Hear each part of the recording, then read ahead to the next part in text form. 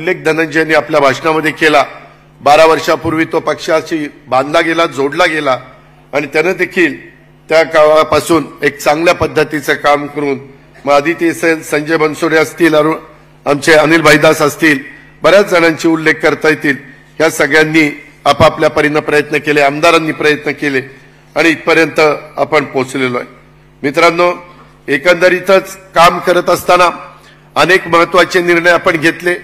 डासबार बंदीचा निर्णय असेल, त्याच्या संदर्भात गुटखा बंदीचा निर्णय असेल, त्याच्यामध्ये आईचं नाव पाल्याच्या नावामध्ये लावण्याच्या संदर्भातला महत्त्वाचा निर्णय असेल। इथल्या मान्यवरांना आठवत असेल, पहिलं तर आपल्या 33% जागा महिलांना होत्या, परंतु नंतर आपण 50% जागा महिलांना स्थानिक स्वराज्य संस्थांमध्ये देण्याचा एक महत्त्वाचा निर्णय घेतला आणि त्याची अंमलबजावणी देखील आपण सरकारमध्ये असताना त्या बाबतीमध्ये केली। आपला राष्ट्रवादी काँग्रेस पक्ष हा बळीराजासोबत जोडलेला पक्ष, शेतकऱ्यांचा पक्ष म्हणून खऱ्या अर्थाने तुमच्या माझ्या महाराष्ट्रामध्ये आपल्या पक्षाची ओळख, मग युवक असेल, महिला असेल, आमचे मागासवर्गीय असतील, मुस्लिम असतील, आदिवासी असतील, भटके विमुक्त अशा सर्व समाज घटकांना सोबत आपला पक्ष कायम जोडून राहिलेला आहे। पक्षाने कायमच पक्षाच्या संघटनेमध्ये आणि सरकारमध्ये देखील या सर्व घटकांना प्रतिनिधित्व देण्याचा प्रयत्न केला। 1 वर्ष 11 महिन्यापूर्वी जो निर्णय घेतला तेव्हाही आपल्याला 9 जागा मिळाल्या, परंतु त्याच्यातनं पण समाजातल्या जास्तीत जास्त घटकाला कसं प्रतिनिधित्व देता येईल, वेगवेगळ्या रिजनला कसं प्रतिनिधित्व देता येईल, याचबद्दलचा प्रयत्न राष्ट्रवादी काँग्रेस पक्षाने केला आणि आपल्याला मंत्रिमंडळामध्ये देखील याचं प्रतिबिंब आपल्याला पाहायला मिळाल्याशिवाय राहणार नाही। देशाची राजकीय परिस्थिती नेहमी बदलत असते। आताही ज्या पद्धतीनं लोकसभेच्या निवडणुका झाल्या आणि त्याच्यातनं अनेकांचे अंदाज चुकले, त्यामध्ये खूप काही जण खूप काही सांगत होते। मला बाबा सिद्दीकींनी त्याचा उल्लेख केला। मी असंच कुठेतरी बोलत असताना म्हणून गेलेलो होतो की काय निकाल लागेल ते ब्रह्मदेवालाच माहिती का नाही माहित नाही, इथपर्यंत मी त्या बाबतीमध्ये बोललो। आपण प्रयत्न मित्रांनो केला, परंतु वेगवेगळ्या प्रकारच्या अडचणी होत्या। मागच्या काळामध्ये भाजप शिवसेना युतीच्या 41 जागा आलेल्या होत्या, राहिलेल्या 7 मध्ये एक आपण पुरस्कृत केलेली नवनीत राणाची होती, त्याच्यामध्ये ती पण त्यांच्याकडे गेल्यामुळं ते म्हणले आता ह्या आमच्या पक्षात आलेल्या आहेत, त्याच्यावर ती सोडावी लागली। अशा 42 जागा सोडाव्या लागल्या। राहिलेल्या 6 जागांच्या बद्दल आपल्याला सगळा इतिहास माहिती आहे, त्या खोलात मी जास्त जात नाही। आताही काल वेगवेगळ्या प्रकारच्या बातम्या टीव्हीवर चाललेल्या होत्या, मीडिया देखील आम्हाला विचारत होता, वेगवेगळ्या पद्धतीनं कारण नसताना गैरसमज पसरवण्याचं काम हे काही जण करत होते। खरं तर काल मी स्वतः, प्रफुल्ल पटेल साहेब, सुनील तटकरेजी, छगन भुजबळ साहेब, धनंजय मुंडे, संजय बनसोडे, आम्ही अनेक जण, समीर भुजबळ, आम्ही अनेक जण दिल्लीमध्ये होतो। आम्ही सगळेजण सकाळपासून एकत्रपणे चर्चा करायचो। 2 दिवस आमचे तिथं गेले। 1 दिवसाचं पूर्णपणे आम्ही पोहोचल्यापासून प्रफुल्लबाईंच्या घरीच आम्ही होतो आणि तिथं उशिरापर्यंत जेवण होऊन झोपायला जाईपर्यंत आम्ही सगळे एकत्र होतो। दुसऱ्या दिवशी सकाळी सुनील तटकरेंनी सांगितलं की माझ्याकडे ब्रेकफास्टला या, तिथपासून दुपारच्या जेवणाच्या पर्यंत संध्याकाळी पार्टी आपल्या दिल्लीच्या कार्यालयामध्ये जाईपर्यंत आम्ही सगळेजण एकत्र होतो। कुठेही काही मतभेद नाही, काही नाही, ज्याचा उल्लेख तटकरे साहेबांनी आपल्या भाषणामध्ये केला।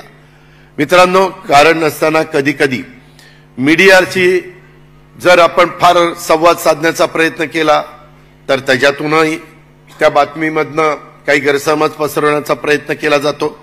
नाही केला तर आमच्याशी बोलले नाही, मग ते काही पाहिजे त्या बातम्या लावतात, जी काल ती बातमी त्यांनी चालवली। तरी देखील आपले एक सहकारी युतीमधले देवेंद्र फडणवीसांनी सांगितलं काय ती वस्तुस्थिती। मित्रांनो, मी देखील सगळ्यांशी बोलत होतो, त्याच्या संदर्भात नड्डाजी असतील, अमित भाई असतील, त्याच्यामध्ये राजनाथ सिंग असतील, आम्ही पण सगळेजण त्यांना भेटायला पण गेलेलो होतो। आणि पहिल्यांदाच एनडीएची मीटिंग झाली त्यावेळेस पंतप्रधानांनी सांगितलं अनेक घटक पक्ष बरोबर आहेत, प्रत्येकाच्याच वेळेस मला वेळ देता येईल अशातला भाग नाही, तर हे 3 जण ह्याबद्दल जे काही कुणाचं काही म्हणणं असेल ते ऐकून घेतील आणि तुम्हाला सगळ्यांना वेळ देतील तशा प्रकारची चर्चा आम्ही त्यांच्याशी केली। त्याच्यानंतरही त्यांनी मला सांगितलं की तुमची लोकसभेची एकच जागा आलेली आहे, आम्हाला तर तुम्हाला मंत्रिपद द्यायचं आहे, परंतु मंत्रिपद देत असताना आम्हाला तुम्हाला इंडिपेंडंट चार्ज त्या डिपार्टमेंटचा द्यायचा आहे आणि राज्यमंत्रीपद द्यायचं आहे, स्वतंत्र कारभार असं आपण त्याच्यामध्ये मराठीमध्ये म्हणू शकतो। आणि तटकरे साहेबांनी तर मला आधी सांगितलेलं होतं, आज आपला एक राज्यसभाचे सदस्य आणि एक लोकसभेचा सदस्य, साधारण मी आपल्याला विश्वास देऊ इच्छितो जुलै एंड पर्यंत किंवा 15 ऑगस्ट पर्यंत आपले राज्यसभेमध्ये 3 सदस्य झालेले तुम्हाला पाहायला मिळतील आणि लोकसभेमध्ये स्वतः सुनीलजी तटकरे साहेब हे प्रांताध्यक्ष म्हणून तिथं काम करतायत, आपले एक प्रतिनिधी म्हणून काम करतायत, आपली संख्या वाढणार आहे। आम्ही त्यांना म्हणालो की बाबा आम्हाला जे नाव द्यायचं ते प्रफुल्लभाईंचं आहे, त्यांनी अनेक वर्ष कॅबिनेट मंत्री म्हणून काम केलेलं आहे आणि कॅबिनेट मंत्री म्हणून काम करणाऱ्या व्यक्तीनं स्वतंत्र कारभार पाहायचा हे आमच्या मनाला पटत नाही, तुम्ही त्याच्यामध्ये काहीतरी वेगळा निर्णय घेतला पाहिजे।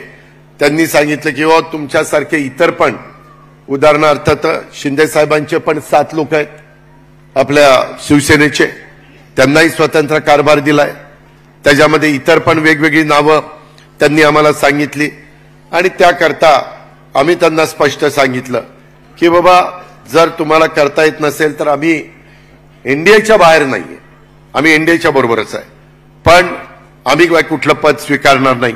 मात्र त्याच्याबद्दलच्या एवढ्या वेगवेगळ्या प्रकारच्या बातम्या, त्याचा विपर्यास देशामध्ये करण्यात आला, राज्यामध्ये करण्यात आला, माझ्या कार्यकर्त्यांच्या पर्यंत त्या बातम्या पोहोचल्या, त्यांनाही जे काही वाटतं त्यांनी काहींनी मला व्हॉट्सअप करण्याचा प्रयत्न केला आणि म्हणून मित्रांनो ज्यावेळेस अशा प्रकारचे निर्णय घेत होतात त्यावेळेस आम्ही सगळे प्रमुख एकत्र बसून निर्णय घेत असतो, त्याबद्दल कृपा करून कुणी गैरसमज करून घेऊ नका। एक परिवार म्हणून आपण सगळ्यांनी राष्ट्रवादी काँग्रेस पक्ष अधिक बळकट करण्याचा प्रयत्न चालवलेला आहे आणि तिला कुठेही धक्का लागता कामा नये, त्याच्यामध्ये कुठेही कुणाच्याही बाबतीमधली विश्वासार्हता ही कमी होता कामा नये, अशा प्रकारची विनंती मी आजच्या वर्धापन दिनाच्या निमित्तानं माझ्या तमाम कार्यकर्त्यांना करतो। जे कार्यकर्ते आमच्यापर्यंत पोहोचू शकत नाही अशा प्रकारे भाषणाच्या निमित्तानं आमचे विचार ऐकतात आणि त्याच्यातनं पक्षाला जोडले जातात, त्यांनाही मी सगळ्यांना सांगेन कृपया ह्या गोष्टीची नोंद आपण सर्व सहकारी मित्रांनी घ्यावी, अशा प्रकारची माझी त्यांना देखील अतिशय आग्रहाची, नम्रतेची, कळकळीची विनंती राहणार आहे। मित्रांनो, नुकत्याच झालेल्या निवडणुकीमध्ये पक्षाला तसं बघितलं तर अपेक्षित अशा प्रकारचं यश मिळालं नसलं तरी एक गोष्ट मान्य करावी लागेल, युगपुरुष छत्रपती शिवाजी महाराज यांची स्वराज्याची राजधानी रायगड असलेल्या मतदारसंघात आपल्या पक्षाला विजय मिळालेली ही अभिमानाची गोष्ट आहे आणि नुकत्याच झालेल्या अरुणाचल प्रदेशच्या निवडणुकीमध्ये देखील पक्षाचे आमदार या बाबतीमध्ये निवडून आलेले आहेत, हे पण एक चांगली बाब आहे। मी आपल्याला सगळ्यांना सांगेन की स्वतः आम्ही सगळा तो निकाल ऐकत असताना तटकरे साहेबांना सांगितलं की तटकरे साहेब तुम्ही पक्षाची काही का होईना लाज राखली, कारण ह्या निवडणुकीत रायगड लोकसभा मतदारसंघातून विजय झालेले जे प्रदेशाध्यक्ष आपले सुनील तटकरे साहेब यांचं मी आपल्या सर्वांच्या वतीनं मनापासून अभिनंदन करतो, त्यांना पुढच्या वाटचालीच्या करता शुभेच्छा देखील देतो। आणि त्यांनी जे मगाशी सांगितलं की बाबा आता सगळ्यांनी वेळ दिला पाहिजे, ही वस्तुस्थिती खरी आहे।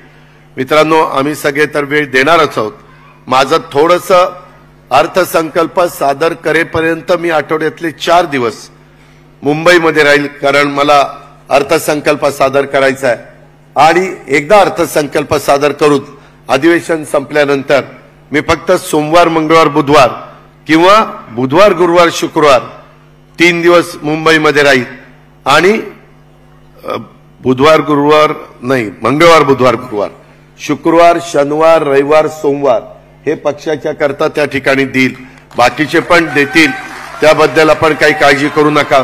आपण आपला संपूर्ण महाराष्ट्र ढवळून काढू, त्याच्यामध्ये तुम्ही पण जिल्हाध्यक्षांनी कार्याध्यक्षांनी वेगवेगळ्या सेलच्या माझ्या पदाधिकाऱ्यांनी त्यांनाही मला सांगायचं आहे, शिवाजीराव गर्जे तुम्ही इथं आहात, बाकीचे सहकारी इथं आहेत, तिथं पक्षाच्या ऑफिसमध्ये तुम्ही ठराविक लोक बसलं पाहिजे.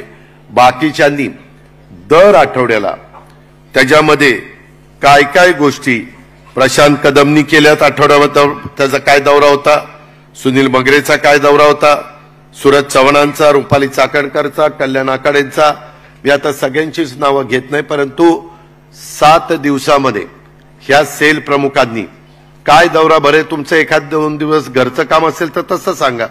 आणि तीच गोष्ट मंत्री महोदय आपल्या सगळ्यांच्या बाबतीमध्ये राहील, धनंजय आपल्या सगळ्यांच्या बाबतीमध्ये राहील. आणि त्या पद्धतीनं आपण एकदा ही जबाबदारी स्वीकारल्यानंतर प्रांताध्यक्ष त्यांचा स्वतःचा कार्यक्रम तर ते आखणारच आहे.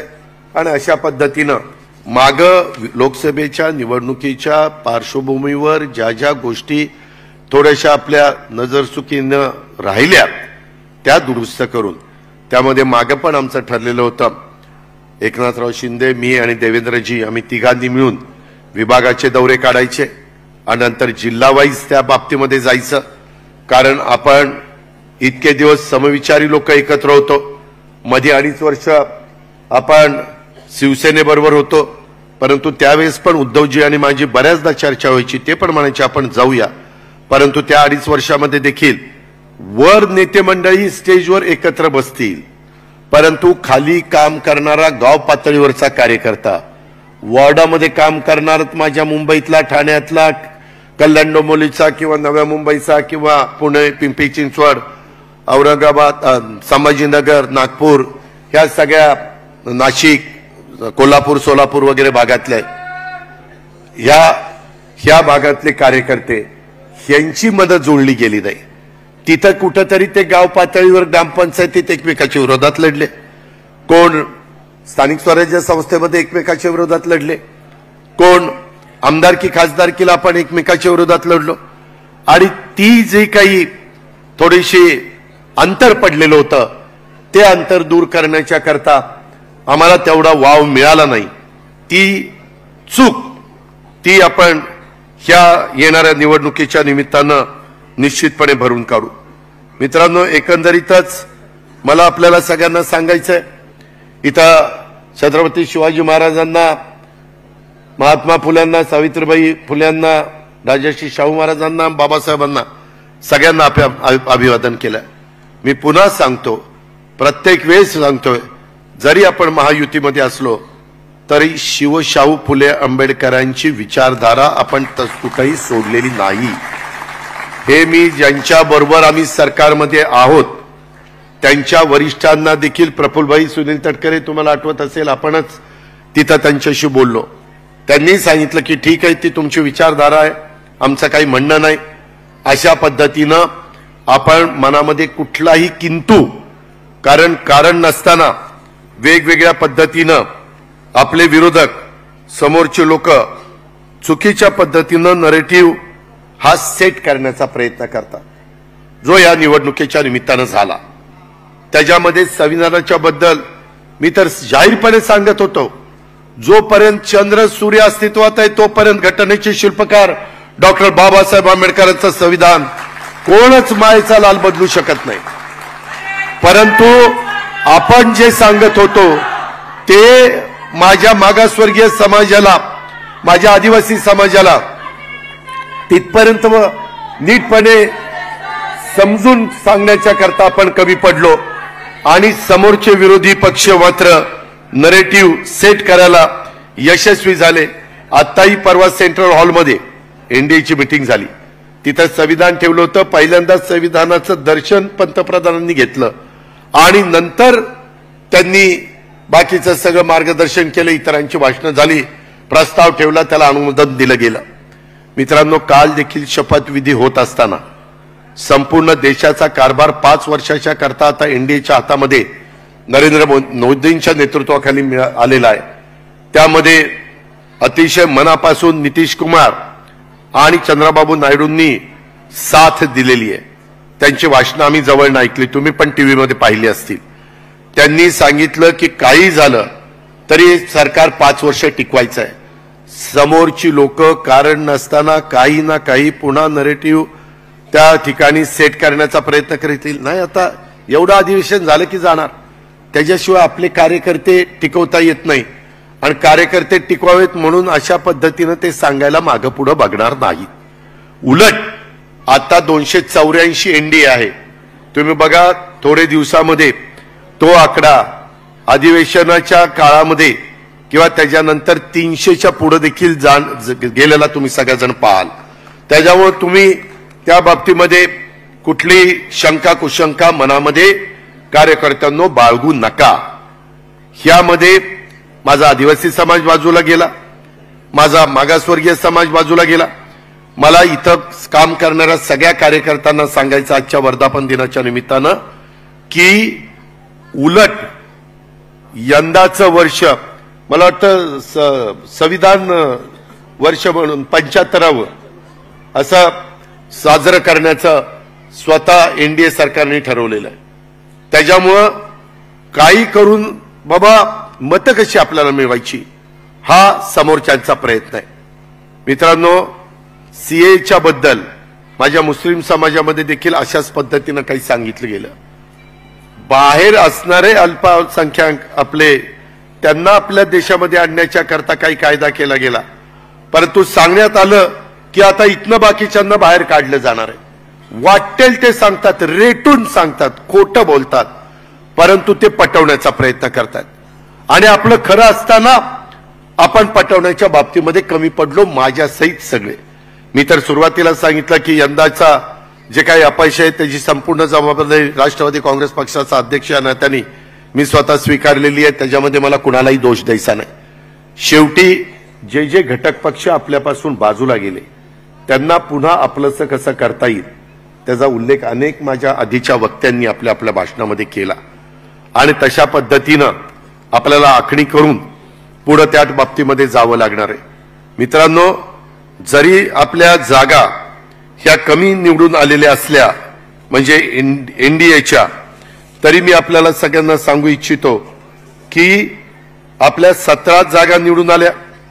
9 भाजपच्या, 7 शिवसेनेच्या, 1 आपली. त्यांच्या जवळपास 31 जागा विशाल पाटलांची दर धरली तर त्यांच्या आलेल्या आहेत. 13, 9, 8 अधिक 1. पण तुम्हाला माहिती आहे बरेच जण तुम्ही मतं किती टक्के पडलीत महाविकास आघाडीला, ते एनडीए वगैरे काय असेल ते, त्यांना महाराष्ट्रामध्ये 43.90% मतं पडली. किती? 43.90%.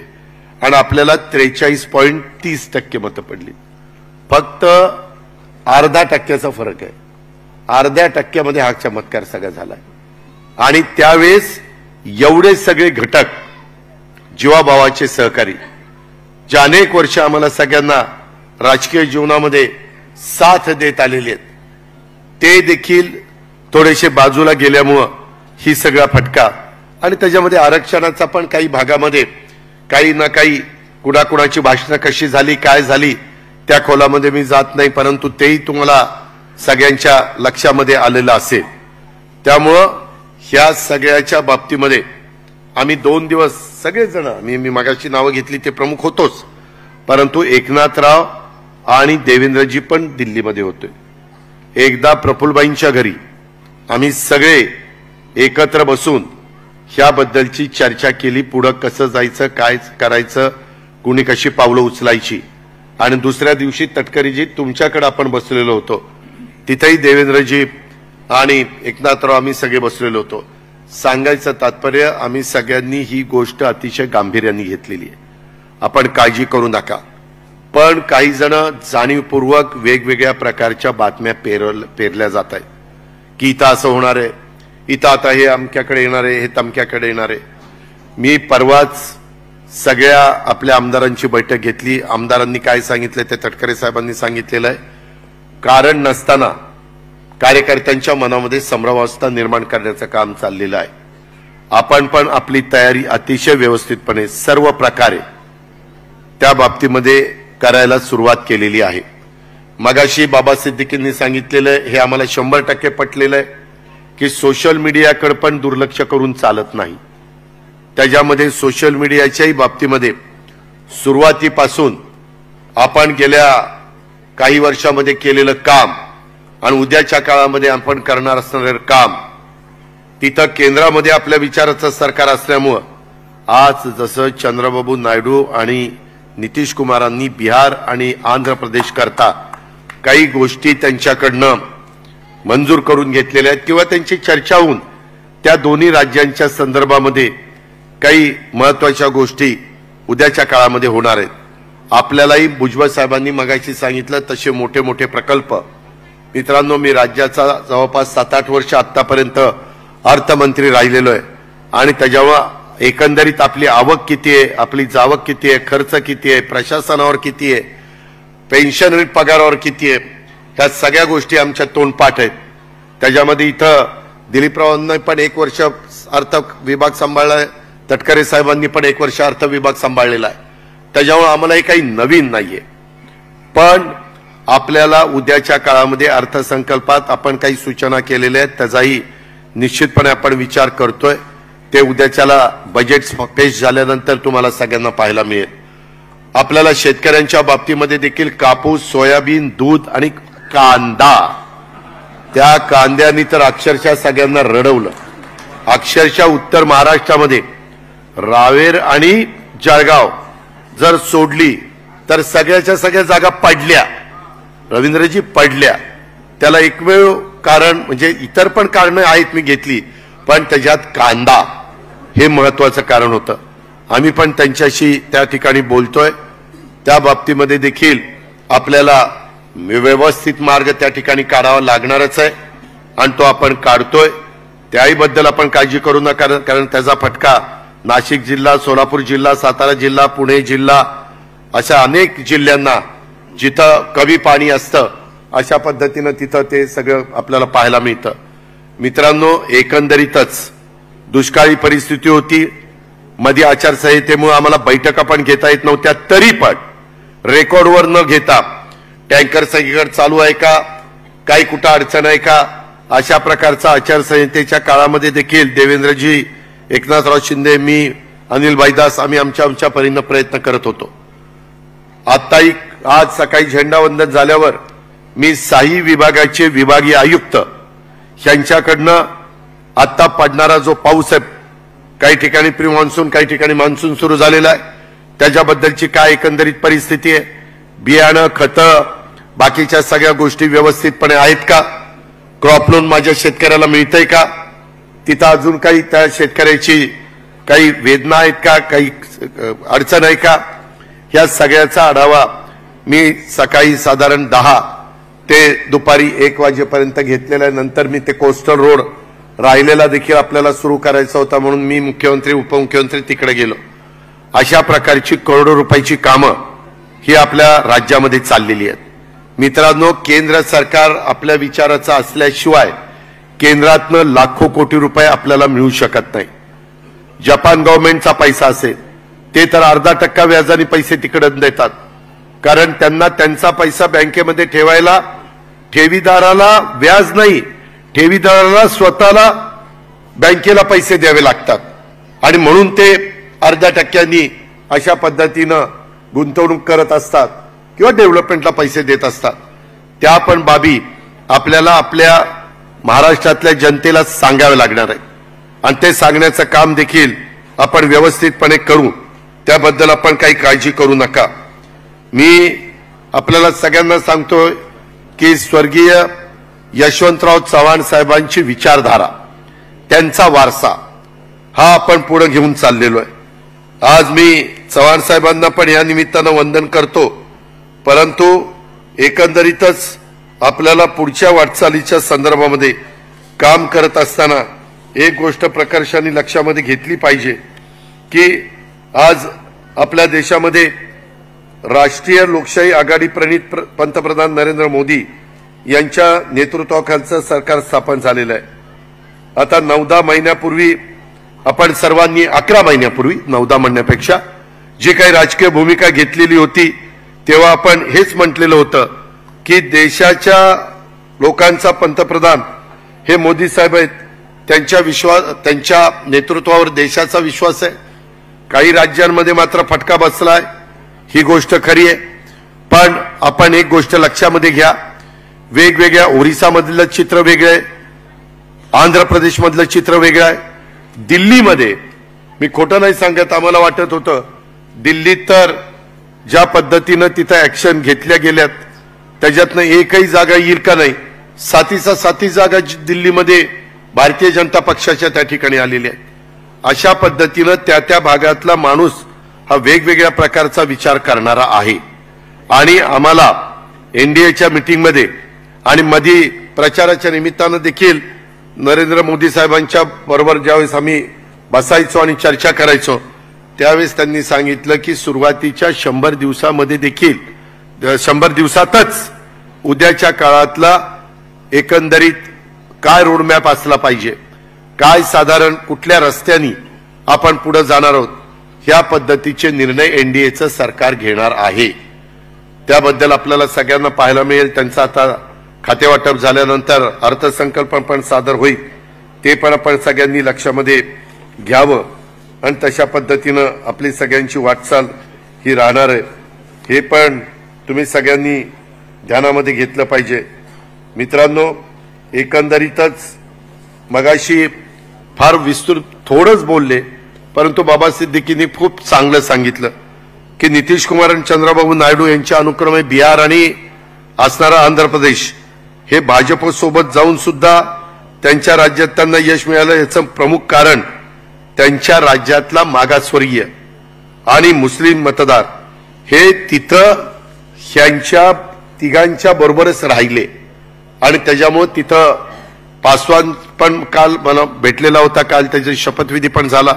त्याची आई माझ्या शेजारीच बसलेली होती, मी आणि एकनाथराव आणि अशा आम्ही बसलेलो होतो तिथं एनडीएचे घटक म्हणून। त्यावेळेस आमची जी काही चर्चा झाली त्यांनी पण सांगितलं की आम्ही एक कुठेही अंतर पडून दिलं नाही। तशा प्रकारे आपल्याला किमान आता उद्याच्या येणाऱ्या विधानसभेच्या निवडणुकीच्या निमित्तानं आपल्यातनं जो आपला घटक थोडासा दूर गेलेला आहे, जो काही समाज आपल्यापासून थोडासा अंतर त्यांनी ठेवलेलं आहे, ते अंतर आपल्याला कमी करावंच लागेल। आता संविधानाचा आणि राज्य सरकारचा तसा संबंध नसतो आणि संविधानाला आता या सगळ्या गोष्टीमुळं पहिलं तर महत्व होतच होतं, परंतु आता पण किती महत्व एक एनडीएचं सरकार देतंय हे आपण पाहताय। आणि आता त्याच्यात स्वतः नितीश कुमार आहेत ना, त्याच्यात चंद्रबाबू नायडू आहेत ना, त्याच्यामध्ये इतर पण काही घटक पक्ष आहेत, पासवान पण आहेत ना, आपण पण आहे ना, अशा पद्धतीनं सगळेच आहेत।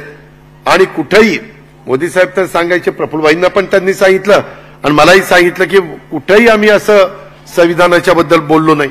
पण मित्रांनो, कधी कधी त्या पक्षाचा एखादा खासदार कुठंतरी केरळमध्ये किंवा काहीतरी आणखीन कुठल्या राज्यात बोलला की ती नेमकी क्लिप काढली जाते आणि ती व्हायरल केली जाते आणि मग ते म्हणतात तेव्हा काही त्यांच्या पक्षाचे प्रवक्ते आहेत किंवा नेते आहेत किंवा खासदार आहेत, हे कसं बोलताय।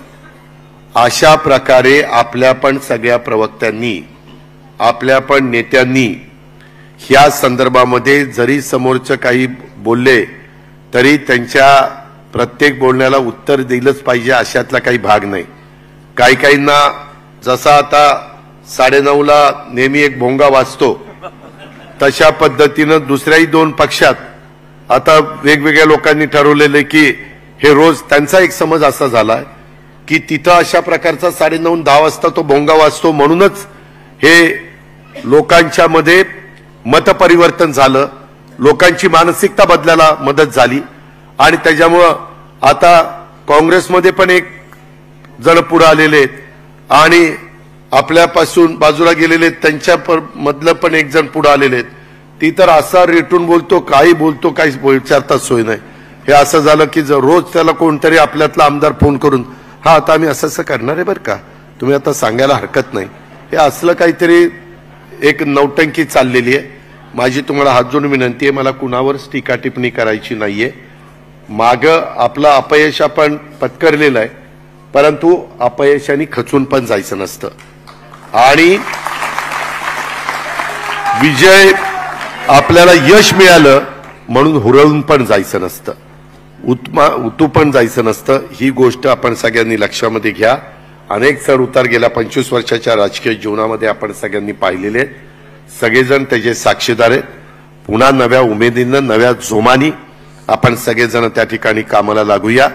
आणि कामाला लागत असताना राष्ट्रवादी काँग्रेस पक्ष आणि राष्ट्रवादी काँग्रेस पक्षाबरोबर आपले महायुतीचे घटक ह्याच्यामध्ये पण आपल्या वागण्यानी, आपल्या बोलण्यानी, आपल्या कुठल्या कृतीनं अंतर पडणार नाही ह्याबद्दलची खबरदारी ही पण आपल्या प्रत्येकाला त्या ठिकाणी घ्यावी लागेल. काही प्रवक्त्यांना जर काही अतिशय तातडीनं काही बोलावंसं वाटलं तर त्यांनी तटकरे साहेबांना आम्हाला कुणाला संपर्क साधावा आणि त्या पद्धतीनं विचारून घ्यावं की हे करावं का नाही करावं. त्याबद्दल आम्ही योग्य तो मार्गदर्शन त्या बाबतीमध्ये करू. आदिवासी भागामध्ये देखील जसं मगाशी काहींनी सांगितलं की मुस्लिम समाजाला पण यंदाच्या वर्षी मी बराच निधी दिला, अल्पसंख्याक विभागाला, मौलाना आझाद महामंडळाला देखील 1000 कोटी रुपये भागभांडवल आपण वाढवलं. त्याचबरोबर आदिवासी इथं आता आमचे नरहरी जिरवळ प्रदेशात आहेत. बाबा आत्रामचं ऑपरेशन झालंय, परंतु नितीन पवार, दौलत दरोडा, किरण लामटे डॉक्टर इथं आहेत. त्यांना सगळ्यांना विचारा, सगळ्या आदिवासी भागामध्ये किती मोठ्या प्रमाणावर निधी त्या ठिकाणी दिला. तुम्हाला आश्चर्य वाटेल, तुमचा विश्वास बसणार नाही. नितीन कुठे? नितीनला विचारा. जवळपास 1,000 कोटी रुपये एकेकाच्या मतदारसंघामध्ये, म्हणजे हॅमचे रस्ते, एन्युटीचे रस्ते वगैरे सगळं धरून त्या ठिकाणी दिलेले. कुठेही निधीची कमतरता ही आपण कुणाच्या बाबतीमध्ये कमी पडून दिलेली नाही. परंतु विकासाच्या बरोबर हे बाकीचे जे सामाजिक पैलू आपल्याला पाहायला मिळाले हे पण आपण लक्षामध्ये ठेवून पुढे त्या ठिकाणी गेलं पाहिजे. मित्रांनो, आज अरुणाचल प्रदेश विधानसभा निवडणुकीचा निकालाच्या बद्दल पण थोडीशी माहिती मी तुम्हाला देतो. तोही निकाल ह्या निकालाच्या आधी 2-3 दिवस जाहीर झाला. त्या निवडणुकीमध्ये निक कामीन हे एक आमदार, लिखा सोनी हे एक आमदार आणि टोटो टाटुंग हे एक आमदार, हे तिघं निवडून आलेले. आणि एक जण 2 मतांनी पडला, एक जण 200 मतांनी पडला. आणि बाकीचे जसं तटकरेजी म्हणाले कितीतरी जण सेकंडला त्या बाबतीमध्ये आले. हे तिन्ही विजयी झालेले जे उमेदवार आहेत त्यात आणि 10.43% मतं आपल्याला अरुणाचल प्रदेशमध्ये तिथल्या राज्यामध्ये राष्ट्रवादी काँग्रेस पक्षाने घेतलेली आहेत. त्यामध्ये ह्या तिन्ही विजयी उमेदवारांचं मी अभिनंदन केलेलंच आहे, ट्विट केलेलंच आहे, प्रफुल्लभाईंनी पण केलेलं आहे. परंतु आजच्या या वर्धापन दिनाच्या निमित्तानं आपल्या सर्वांच्या वतीनं पक्षाचा राष्ट्रीय अध्यक्ष या नात्यानं यांचं मनापासून अभिनंदन करतो. त्यांच्या पुढच्या वाटचालीच्या करता शुभेच्छा त्या ठिकाणी देतो. त्यांनी ह्या सगळ्यांनी मिळून अत्यंत निकारानं तिथं लढा दिला. यशाने त्यांना थोडक्यात हुलकावणी दिली, हे पण आपण सगळ्यांनी लक्षामध्ये घेतलं पाहिजे. आणि त्याच्यामुळे ज्याचा उल्लेख तटकरेंनी केला की मागं आपण सगळेजण एकत्र असतानाच आपला राष्ट्रीय पक्ष म्हणून जो दर्जा आपला काढून घेण्यात आला तो पुन्हा आपण सगळ्यांनी प्रयत्न केला तर यंदा पुढच्या वर्धापन दिनाच्या निमित्तानं तो आपल्याला मिळवायला देखील आपण यशस्वी होऊ शकू. त्याकरता देखील आपल्याला सगळ्यांना राष्ट्रवादी काँग्रेस पक्ष हा राष्ट्रीय पक्ष हे अरुणाचल प्रदेशच्या मिळालेल्या यशानं पुन्हा एकदा सिद्ध झालेलं आहे. आणि त्याच्यात इतर पण काही राज्यामध्ये आपल्याला तशा प्रकारचं काम त्या बाबतीमध्ये करायचंय, हे पण आपण सगळ्यांनी लक्षामध्ये ठेवलं पाहिजे. मी पुन्हा आपल्याला सगळ्यांना सांगेन, शिवशाहू फुले आंबेडकर ही राष्ट्रवादी काँग्रेस पक्षाची विचारधारा होती, आजही ती विचारधारा आहे आणि यापुढे देखील ती विचारधारा राहील. यात कोणी शंका घेण्याचं अजिबात कारण नाही. राष्ट्रवादी काँग्रेस पक्ष हा देशाच्या आणि राज्याच्या विकासाचा विचार करून एनडीए मध्ये आपण सामील झालेलो आहे. देशाचा आणि राज्याचा विकास हा जरी महत्वाचा असला तरी शिवशाहू फुले आंबेडकर हा देशाच्या लोकशाहीचा आत्मा आहे, तसाच तो राष्ट्रवादी काँग्रेस पक्षाचा देखील आत्मा आहे. आत्म्याशिवाय कोणी जिवंत राहू शकत नाही. आणि त्यामुळं शिवशाहू फुले आंबेडकर विचारधारा कदापि आपला पक्ष सोडणार नाही, हे आपल्या पक्षाच्या रौप्य महोत्सव वर्धापन दिनाच्या निमित्तानं देशातल्या जनतेला देखील, माझ्या राज्यातल्या जनतेला देखील आणि माझ्या सगळ्या देशातल्या राज्यातल्या कार्यकर्त्यांना, नेत्यांना आणि सहकाऱ्यांना देखील मी आवर्जून या निमित्तानं सांगू इच्छितो.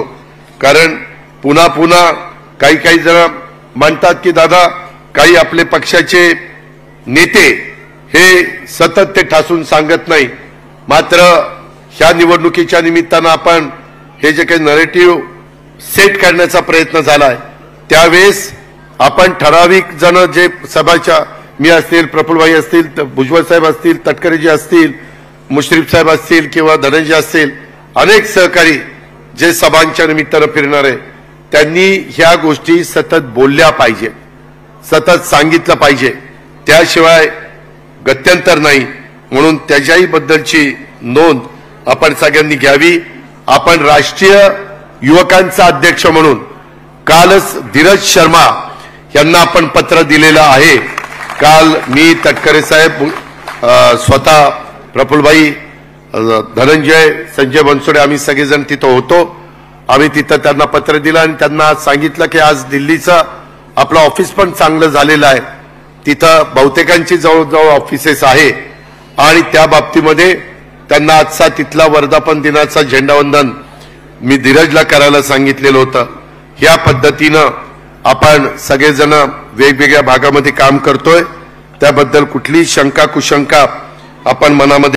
नमस्कार मंडळी, मी घेऊन आलेलो आहे आज अजित पवार हे त्यांच्या सभेतून बोलत होते आणि आजपासून शेतकऱ्यांना सरसकट अशी कर्जमाफी आणि शेतकऱ्यांसाठी सोन्याचे दिवस अजितदादा पवार यांची मोठी घोषणा केली त्यांनी.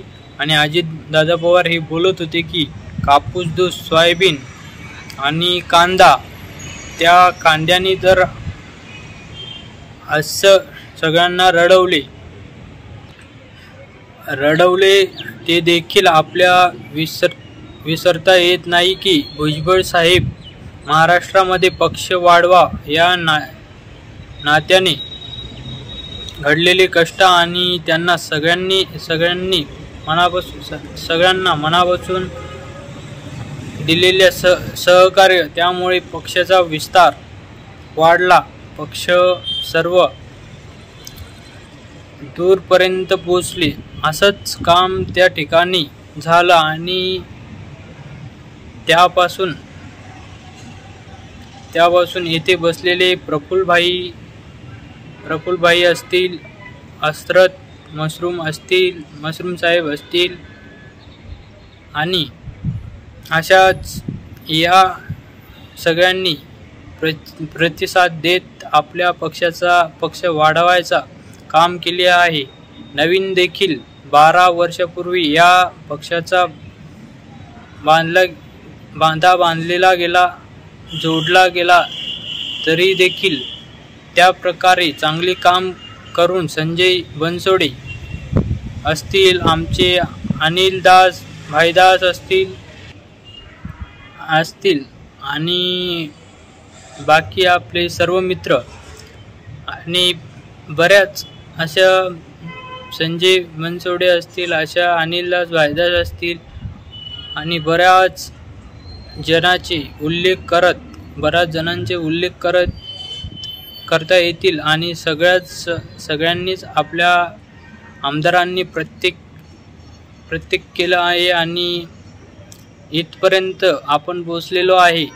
मित्रांनो, एकंदरीत काम करत असताना अनेक महत्त्वाचे आपण निर्णय घेतले.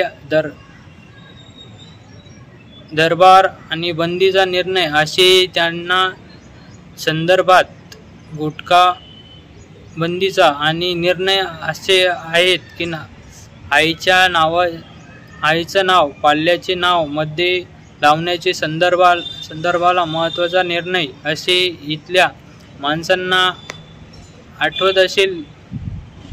आठवले असतील सांगत असे आपले भाषणाला सर्व प्रकारे मूळ देत त्यांनी आपले मनोगत व्यक्त केले. आणि अशा प्रकारे अजितदादा पवार यांनी आपल्या पक्षाचे चांगले काम चांगले काम आणि मनोगत आपले चांगले काम करत त्यांनी त्यांचे मनोगत केले आणि आपल्या पक्षाचे चांगले काम सांगत आपल्या पक्षात उल्लेख करत त्यांनी आपले भाषण चांगल्या प्रकारे केले आणि आपल्या आमदार खासदार यांना त्यांनी मनोगत व्यक्त केले आणि त्यांना सांगितले की तुमच्यामुळे हा पक्ष आहे आणि तुम्ही चांगल्या प्रकारे काम करत आहे, जनतेची सेवा करत आहे, त्यामुळे आपल्या पक्षाचं नाव आहे. आणि अशा प्रकारे त्यांनी आपल्या आमदार खासदार यांना नाव घेत त्यांना प्रोत्साहित केले आणि जनतेलाही सांगितले की आपले आमदार खासदार हे आपले मूळ पक्षाचे कार्यकर्ते आहेत आणि शेतकऱ्यांसाठी पण कांदा भाव, दूध भाव आणि सोयाबीन भाव याच्यावर पण बोलत त्यांनी शेतकऱ्यांची मदत करत असे त्यांनी सांगितले. आणि कांद्याचे भाव मुळातच आपण वाढवू आणि कापसाचे, दुधाचे, सोयाबीनचे पण भाव वाढवू अशा प्रकारे त्यांनी सांगितले. आणि आपल्या